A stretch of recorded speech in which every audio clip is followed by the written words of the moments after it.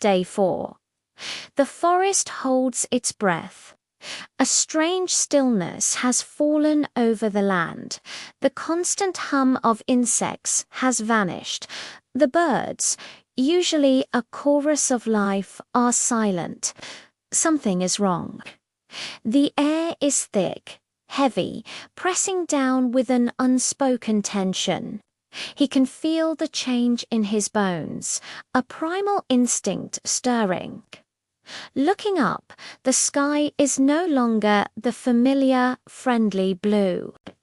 A deep, bruised purple gathers at the horizon, slowly creeping across the canopy. A low, distant rumble rolls through the valley, not just a sound, but a vibration felt deep in the earth. It's coming.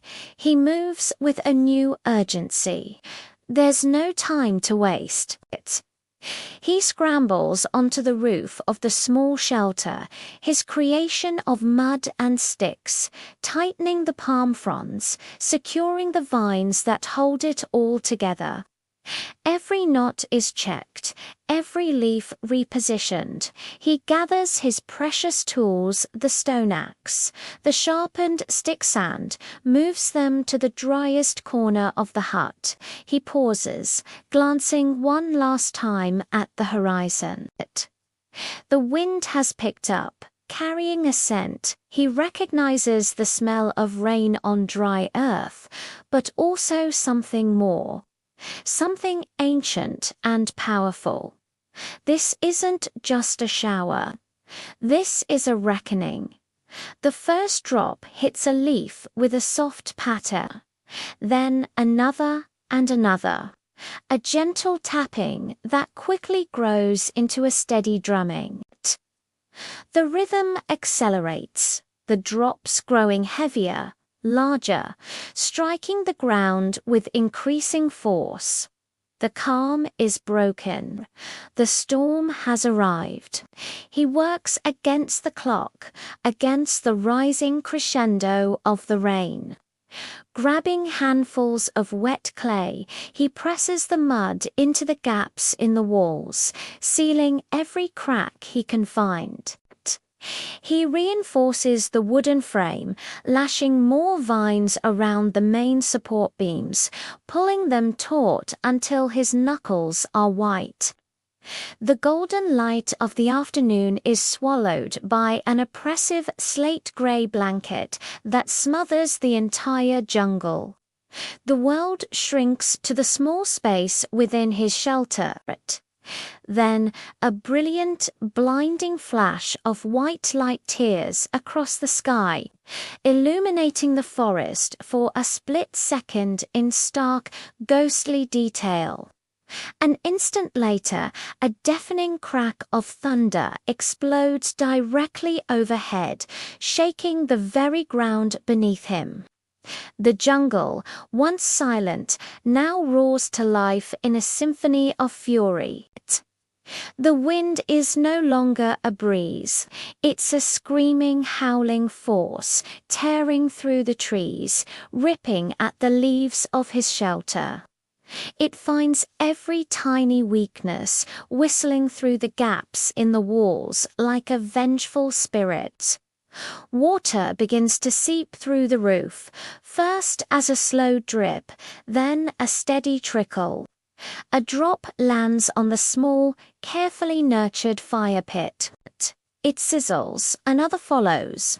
The tiny flame sputters, flickers, and with a final sad hiss, it dies. Darkness and cold rush in. He fights back against the onslaught. Shivering, he braces the walls with his own body, pushing against the frame as the wind threatens to tear it apart. He ties more vines, his fingers numb and clumsy in the cold rain. The shelter groans and shakes under the strain, a living thing fighting for its life, just like him. The world becomes a chaotic blur, his hands dripping and muddy, struggling with a stubborn knot. The sharp snap of a branch breaking somewhere nearby His face, streaked with rain and dirt, a mask of grim determination. Nature is roaring, a relentless, deafening, and overwhelming power. It doesn't care about his shelter. It doesn't care about his survival. It simply is. Then a sickening sound of tearing. A corner of the roof, the one he'd worked so hard to secure, gives way. A torrent of water pours in, threatening to ruin his small cache of food and his tools.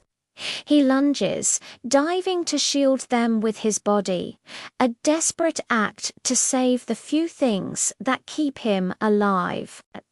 At that exact moment, lightning flashes again, freezing the scene in a brilliant, terrifying tableau. The storm is at its peak, an apocalyptic display of nature's raw power. He retreats to the center of the hut, huddling against a main support beam, his back pressed against the wood. He can feel the vibrations of the storm through the frame. He closes his eyes, his chest heaving, trying to control his breathing against the panic. The shelter bends, it creaks, it groans under the immense pressure, but it holds. It does not fall. Hours blur into an indistinguishable stretch of darkness, rain, and the unending roar of thunder. There is no day or night, only the storm. He is a small, fragile creature at the mercy of a world gone mad, his survival hanging by the thinnest of threads. Slowly, almost imperceptibly at first, the rhythm of the storm begins to change. The violent, chaotic drumming of the rain on the roof softens into a more predictable, steady pattern. The screaming of the wind descends into a low, mournful hum. The rage is subsiding. He stirs from his huddled position. His movements are stiff, slow, his body aching with cold and exhaustion. He crawls to the dead fire pit. The embers are soaked, but deep within the ash, a flicker of warmth might remain.